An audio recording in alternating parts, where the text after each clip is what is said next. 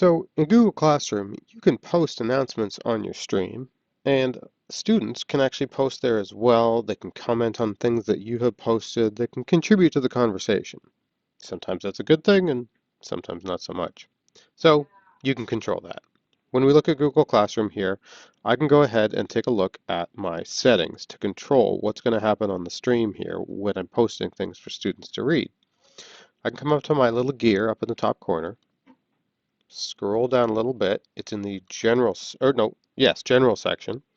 Below this little gray line, you see stream.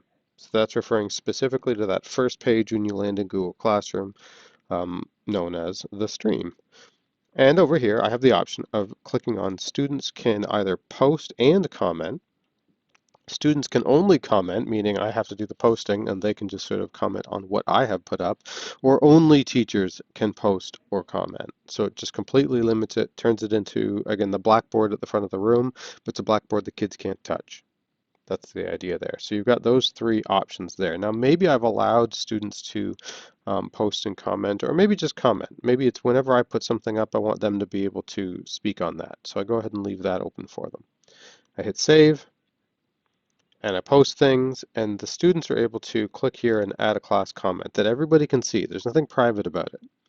And that's the danger sometimes, of course. So if I get a student in here who is being inappropriate in the comments that they leave, towards my post or something that somebody else has put up, I can come to the people panel up here. I can look at my list of students, and if this one's the one giving me grief, I can click the little checkbox next to just that single student, go to my actions, and I can choose to mute that student. And it lets me know that muted students can still submit work, so they're not limited from doing their work. Other students won't see it, of course, they never do, but the student can't reply to classmates' work, so they're not posting anything on anything that somebody else has done, and they can't comment or post on the main stream at all. So it really limits their interaction in Google Classroom that way. And this can be turned on and off whenever you want. So if I've muted that person, I can then come in here, sorry, say mute. There we go. Now I can see this little red speaker icon with the slash in it to let me know that they have in fact been muted. And they'll know as well. When they try and post, they can't. So if I go over to that student's account here, and I'll just refresh to make sure that all the permissions catch up here real quick.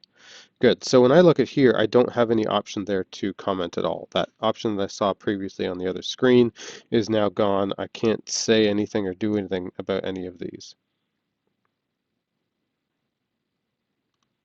All right. Come back to here. I have the option again to click on that student if I want to and turn them back on. So I'm going to click on actions and come down to, this time of course, unmute that student. They're now able to do all those things again. And it means that when I switch back to the other student screen, let's see, do I even have to refresh? I will, just to make sure. There it is. Add class comment pops right back up. And because it's the first time for this student, it's even telling me here, hey, I can tag people in comments to mention someone in my comment with a little @ symbol, which is fine, that's good, except again, if they're using that to harass others, then you can just shut them down. And then they won't have that option anymore of posting on there. And when they do, if a student has posted something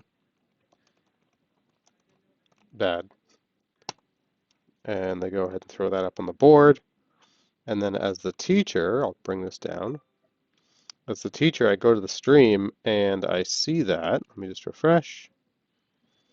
Ta-da, something bad. And I see that there and I decide I don't want that there for the rest of the class to have to deal with. I can come over to the three little dots in the corner here, and as the teacher, I have the option to go ahead and mute or delete, and also right from here, mute that person right on in the spot. So I don't have to go hunt them down on the people page either. That's just one of the two options here. So I'll go ahead and delete that and get it out of there.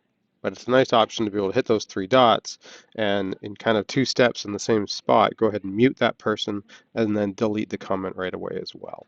So you've got lots of control over what goes on the stream, and depending on your notification settings, which we'll cover in another video, you probably get emails whenever students are actually posting there. So you'll know pretty quickly if somebody said something they shouldn't.